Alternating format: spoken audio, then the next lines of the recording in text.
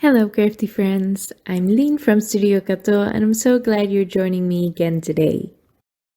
Today I'm over on the Reverse Confetti blog with another fun Halloween project. And I'm going to try to focus this video today on some specialty papers. For this card, I started with an A2 sized panel and I ripped off a corner. And I made sure to make it a little bit jagged. That's the whole point of ripping it off instead of cutting it off. So I have a nice jagged edge there. And while I was choosing my pattern paper, my cat came to say hello. Her name is Maurice. She's adorable. She almost knocked the camera over, but I mean, who can be mad at such a cute face? Anyway, with the cat out of the way, I finally chose a pattern paper. I used the cobwebs from the Reverse Confetti holiday papers, and I just cut off a corner from that as well. And I chose my pattern paper first because if I had chosen one with color in it, I would have had to coordinate my colors in my card to that pattern paper. It's easier to choose your colors based on pattern cardstock than it is to do it the other way around. Now I'm using the ghost from the Boo Day stamp set by Reverse Confetti and stamping that on the pieces of vellum I used. This is colored vellum. You can just color your vellum with alcohol markers. And I stamped that in Versamark ink and embossed that with Wow Bright White Superfine embossing powder. The only Halloween color I was missing was orange, so I'm bringing that in on that ripped edge. I am just focusing the ink blending on the ripped part, the jagged edge that I had left when I tore the paper.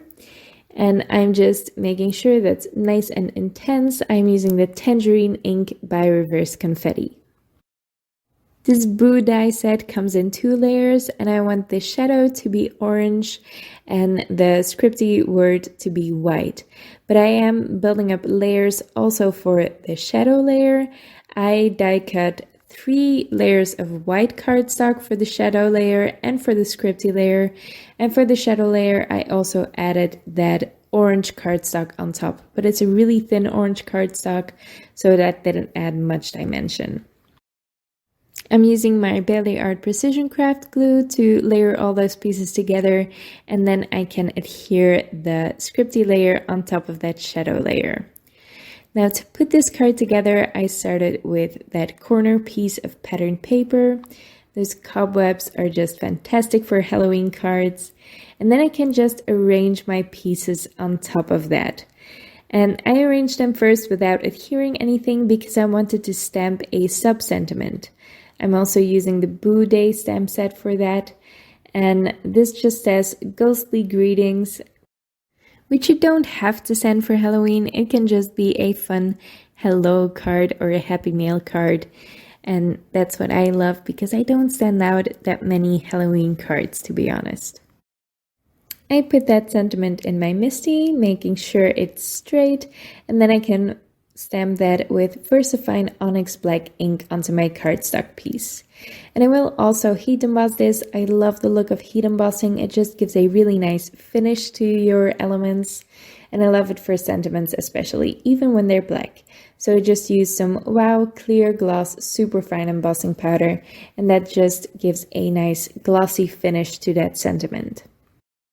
I then propped that ripped panel up on my card with some foam tape so it has some dimension to it. And I adhered the ghosts and the greeting with some liquid glue. And for the ghosts, I am just sticking the glue behind any lines that I have embossed there, so the glue won't be visible through the vellum. Now this Bailey Art Precision Craft glue, it is not my favorite glue. I think there are stronger glues out there, but it is amazing on vellum. I'm not sure why it is or how they were able to do this, but you can barely notice it behind any vellum, even just your regular vellum, not just the colored ones that I'm using right now. It's a great glue for adhering vellum. I'm just putting on some sequins as well. These are the Studio Katia Majestic confetti, and I'm also adhering them with a Barely Art Precision Craft glue. For my matching envelope, I am keeping things simple, but this is a fun technique as well.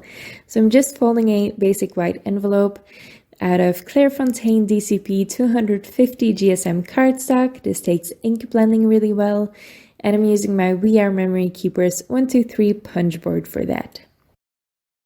I can then reinforce those score lines with my bone folder and adhere it together with the Barely Art Precision Craft glue. I just said it's not my favorite glue, and it isn't, but I have a lot of it, so I will use it up. If you're looking for a strong adhesive, I would always recommend Nuvo Deluxe adhesive over this one. I'm putting my envelope in my Misty, and I'm using that ghost again. I love it, it's so adorable. And I am stamping that in Versamark ink again, and embossing that with Wow Bright White Superfine Embossing Powder.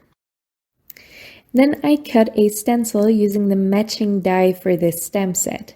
So I just cut the ghost die without stamping it first out of some glossy cardstock. You can cut it out of acetate if you want your stencil to have a longer lifespan. But yeah, I just use this glossy cardstock, which is perfect for ink blending, and it die cuts really easily. And I'm using that same Tangerine ink again from Reverse Confetti to blend over it. And that's it. That's my envelope finished and my card finished as well. I really like how this turned out with the pattern paper peeking through that ripped edge, and the transparency of the vellum for the ghosts is just perfect. So look at your specialty cardstock, your vellum, your tissue paper even can give really nice textures to your card. So specialty cardstock can give really fun looks to your card. You don't have to just use pattern paper. When I say specialty cardstock, I do mean vellum and things like that as well. And vellum for ghosts is just perfect, isn't it? I hope you liked this card, and I hope you liked the video. If you did, make sure to leave a thumbs up on this video and leave your thoughts in the comments below. I would love to read them. Of course, you can also subscribe to my channel if you want to see more of my videos. Thank you so much for watching, and I'll see you next time.